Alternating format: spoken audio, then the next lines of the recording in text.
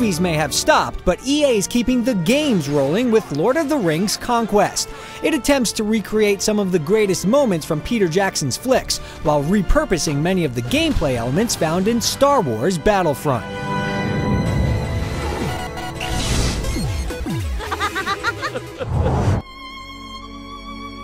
Conquest focuses on the major military conflicts in Lord of the Rings. The story is condensed and assumes the player is already familiar with the series. Brief montages before and after each chapter make up the bulk of the narrative, with sparse in-game cutscenes providing additional information.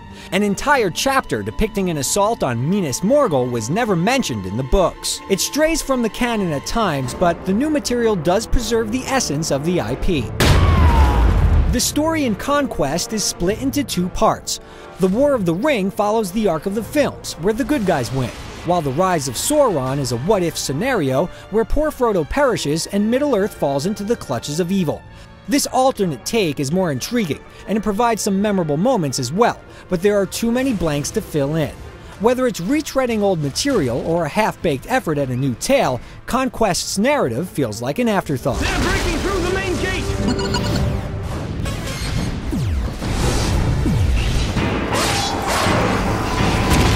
Conquest is a simple hack-and-slash reminiscent of EA's earlier Lord of the Rings games. Each of the single-player paths is made up of several chapters where you slay waves of foes and accomplish objectives like occupying or defending an encampment or defeating certain enemies. The objectives get repetitive quickly, and the levels are completely linear. You hack through as many enemies as possible, die, and then respawn to do it again. Slaying the heroes of Middle-earth while controlling the minions of Sauron, or even Sauron himself, is a welcome change of pace. You also get the option to take control of famous heroes and villains at certain points in the game, which is great. 4 basic classes are at your disposal for each level. Warriors, archers, mages, and scouts all possess unique abilities, but there's no real incentive to use one class over the other, as it offers little resistance. Co-op mode is available for the campaigns, and there are local and online versus modes as well. Capture the Ring and Team Deathmatch take place in truncated versions of the single-player levels, and they're actually more enjoyable than the solo campaign, even if it's not perfectly balanced. A new versus mode and new maps have been promised as future downloadable content, but as it stands, the multiplayer mode doesn't make up for the shortcomings of the forgettable campaign.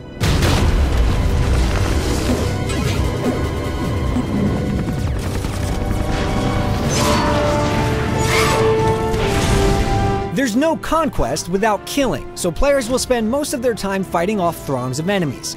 Warriors rely on powerful sword attacks, mages can use long-range spells, scouts toss satchel bombs and sneak around for stealth kills, and archers can snipe opponents from a distance. Playing as an archer or mage feels like a third-person shooter, while warriors and scouts carry the mantle as a traditional beat-em-up. Some classes are more effective than others, with warriors and mages getting the best mileage. Because the soldiers of good and evil use the exact same movesets and handle the same way, combat feels the same no matter which side you're on. Controlling heroes and special characters offers a bit more diversity, but not much. Aragorn can unleash a wave of undead, Gimli does a decent Juggernaut impersonation, and Legolas can execute a weak Shoryuken. Slay it quickly! No matter what character you're using, the controls are clunky. There's a simple combo system in place, but most of the time, combat devolves into simple button mashing. Conquest is also plagued by poor hit detection and bugs that can result in whiffed attacks and even cheap deaths. These problems are further compounded by the game's ridiculous AI, which drastically ups the difficulty during certain sequences. And then there are the challenging boss encounters. All told, you're going to die a lot. You can occasionally hop on a troll, but otherwise the gameplay hits one tone and stays there. There's a decent variety to the combat, but it's sluggish and rote.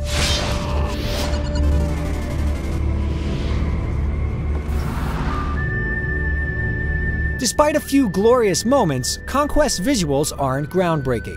It's hard to live up to the source material, and to its credit, the engine can handle quite a few characters on screen at once with no slowdown.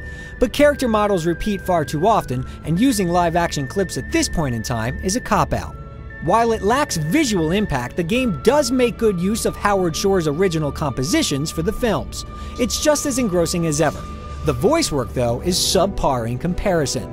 With the exception of Hugo Weaving as Elrond, none of the original cast members reprised their roles for the game. Take the Deeping Wall! Death or victory! The visuals and audio are passable at best, but not up to the expectations of a third-generation game.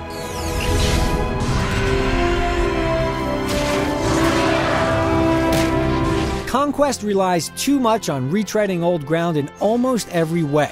Numerous bugs, unpolished mechanics, and average presentation are the telltale signs of a rushed game, and this one has all three. It's not quite bad enough to cast it into Mount Doom, but only those who can't get enough of Tolkien's tales need apply.